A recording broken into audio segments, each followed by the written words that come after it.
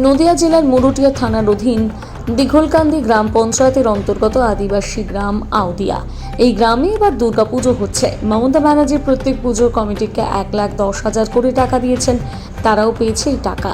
আজ ওই আউদিয়া গ্রামে মোটামুটি 100 জন মানুষজনকে বস্ত্রদান করলেন দিঘলকান্দি গ্রাম পঞ্চায়েতের প্রধান কার্তিক চন্দ্র মণ্ডল।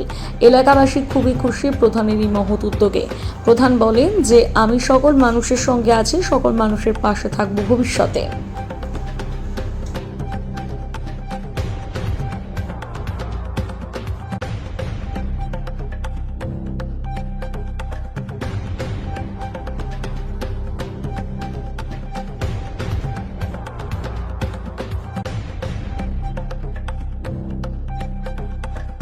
নমস্কার, আপনারা দেখছেন বিগ নিউজ। আর বিগ নিউজ পৌঁছে গিয়েছিল আজকে ভারত বাংলাদেশ প্রত্যন্ত এক আদিবাসী গ্রাম আউদিয়া।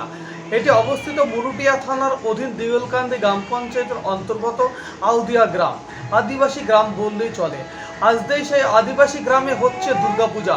ওই দুর্গাপূজাতে আজকে মমতা ব্যানার্জির কাছ থেকে অনুদান পেয়েছেন তারা 1,10,000 টাকা, এবং তারা সনারম্বরে গ্রামবাসীরা তারা আনন্দের সহিত তারা আজকে দুর্গাপূজা করছেন আর 5টা পুজোর মতো। তাই আজ ওই দুর্গাপূজায় দিঘলকান্দি গ্রাম পঞ্চায়েতের প্রধান কার্তিক চন্দ্র মণ্ডল আদিবাসী গ্রামে প্রায় 100টি পরিবারের হাতে দুস্থ মানুষজনের হাতে শাড়ি জামা তুলে দিলেন। গ্রামবাসীরা তারা বললেন যে এই সময়ে পুজোর সময়ে এই যে প্রধান তাদের হাতে যে নতুন বস্ত্র তুলে দিল তারা পেয়ে খুবই আনন্দিত এবং প্রধানের খুব প্রশংসা করলেন। নদিয়ার করিমপুর থেকে অর্ধেন্দু মালাকারের রিপোর্ট, বিগ নিউজ।